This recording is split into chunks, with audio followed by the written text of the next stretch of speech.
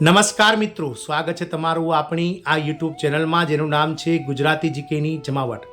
તો મિત્રો, આજના આંગણવાડી સમાચારમાં ફરી એકવાર આપણે હાજર છીએ।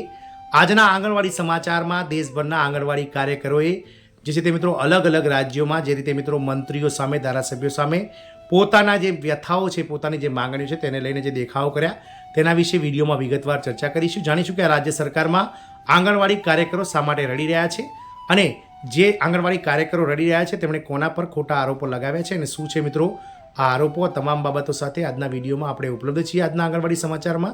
તો મિત્રો, આજના વિડીયોમાં અંત સુધી બન્યા રહો। જો ચેનલમાં તમે પહેલીવાર વિડીયો જોતા હોય તો ચેનલને લાઇક, શેર, સબસ્ક્રાઇબ કરી બાજુમાં રહેલું બેલ આઇકોન દબાવી ઓલ નોટિફિકેશન ઓન કરી લો, જેથી કરીને ચેનલ પર મૂકવામાં આવતા આવા આંગણવાડી કાર્યકર, તેડાગર બહેનો વગેરેના પગાર વધારાના સમાચાર તેમજ વિવિધ પ્રશ્નો, પડતર પ્રશ્નોના સમાચારો તમને અમારા ચેનલના માધ્યમથી સરળતાથી ઉપલબ્ધ થઈ જાય। તો વાત કરીશું મિત્રો આંગણવાડી, દેશભરના આંગણવાડી કાર્યકરો અને તેડાગરો કે જેઓની સંખ્યા પણ દેશભરમાં 24 લાખ કરતાં વધારે છે અને ભારત સરકારના મહિલા અને બાળ વિકાસ વિભાગના નેજા હેઠળ અલગ અલગ રાજ્યોમાં ICDS પ્રોજેક્ટમાં આ મહિલા કાર્યકરો જે છે તે મિત્રો કામ કરતા હોય છે। ત્યારે આંગણવાડી કાર્યકરો આ રાજ્યમાં રડી રહ્યા છે કારણ કે તેમણે મંત્રીઓ સામે આંગણવાડી કાર્યકરોએ રડી અને જણાવ્યું હતું કે સુપરવાઇઝર તેમણે મિત્રો ખોટી રીતે હેરાન કરે છે અને સુપરવાઇઝર પર ગંભીર આરોપો તેમણે લગાવ્યા હતા। હટાવી દે પણ તેમને કર્મચારીઓને હટાવવામાં પણ સુપરવાઇઝરનો ભાગ છે। આ બાબતને લઈને તેમણે જાહેર કરી હતી। મિત્રો, કૃષિ પ્રધાન રામ વિચાર નેતામ અને આરોગ્ય પ્રધાન શ્યામ બિહારી જયસ્વાલ સુશાસન તિહાર અંતર્ગત ઉકેલ શિબિરમાં કથોટિયા ગામ પહોંચ્યા હતા। MBC જિલ્લામાં કઠોતિયા ગામમાં આયોજિત ઉકેલ શિબિરમાં પ્રભારી મંત્રી રામ વિચાર નેતામ અને આરોગ્ય મંત્રી શ્યામ બિહારી જયસ્વાલ પહોંચ્યા હતા। આ દરમિયાન કછોડ સેક્ટરની આંગણવાડી કાર્યકરો ત્યાં પહોંચી ગઈ હતી અને મંત્રીઓની સામે રડવા લાગી હતી। તેણે સેક્ટર સુપરવાઇઝર પર પૈસા માંગવાનો અને હેરાન કરવાનો આરોપ લગાવ્યો હતો। આંબાના અન્ય કામદારોએ પણ આવું કહ્યું હતું કે ફરિયાદ પછી પણ કોઈ કાર્યવાહી કરવામાં આવતી નથી।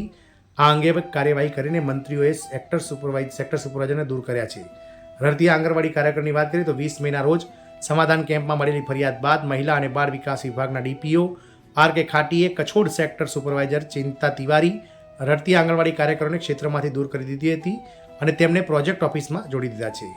કેલહારી સેક્ટરનો હવાલો રત્નાબાઈ સિદારને સોંપવામાં આવ્યો છે। આદેશમાં ઉલ્લેખ કરવામાં આવ્યો છે કે મંત્રીઓ સમક્ષ સુપરવાઇઝર ચિંતા તિવારી વિરુદ્ધ આંગણવાડી કાર્યકરો દ્વારા ગંભીર ફરિયાદ રજૂ કરવામાં આવી હતી। મંત્રીઓની સૂચનાનું પાલન કરીને કાર્યવાહી વિભાગ દ્વારા કરવામાં આવી છે। આંગણવાડી કાર્યકરો રડી રહ્યા છે, તેમના પર પૈસા માંગવાનો આરોપ હતો। નોંધનીય છે કે 20 મેના રોજ કઠોતિયા ગામમાં આયોજિત એક સમાધાન શિબિરમાં કચોદ સેક્ટરની આંગણવાડી કાર્યકરોએ બેભાન થઈને રડવાની શરૂઆત કરી અને સેક્ટર સુપરવાઇઝર પર પૈસા માંગવાનો અને માનસિક ત્રાસ આપવાનો આરોપ લગાવ્યો હતો। કામદારોએ જણાવ્યું હતું કે વિભાગને ફરિયાદ કર્યા પછી પણ કોઈ કાર્યવાહી કરવામાં આવી નથી। મહિલા અને બાળ વિકાસ અધિકારીને પણ ઠપકો આપવામાં આવ્યો છે। મહિલાની ફરિયાદ બાદ મંત્રી નેતામ અને આરોગ્ય મંત્રી શ્યામ બિહારી જયસ્વાલે મહિલા અને બાળ વિકાસ અધિકારીને સ્ટેજ પર બોલાવ્યા અને તેમને સખત ઠપકો આપ્યો હતો। સ્થળ પર જ તપાસ બાદ કલેક્ટરને સસ્પેન્ડ કરવા અને સેક્ટર સુપરવાઇઝરને તાત્કાલિક બદલવાની સૂચના આપવામાં આવી હતી। આમ મિત્રો, ઘણા લાંબા સમયથી આ આંગણવાડી કાર્યકરો જે રીતે મિત્રો પોતાની જે અલગ અલગ માંગણીઓ અને જે રીતે મિત્રો તેમનો હાલાકી ભોગવી રહ્યા છે તેને લઈ અને મિત્રો આજે MBC જિલ્લામાં આ બાબતને લઈ અને મિત્રો મંત્રીઓ સમક્ષ આ કાર્યકરોએ મિત્રો જે રાવ ઉઠાવી હતી તેથી મંત્રીઓએ તેમને ન્યાય અપાવ્યો હતો। જય હિન્દ, અસ્તુ।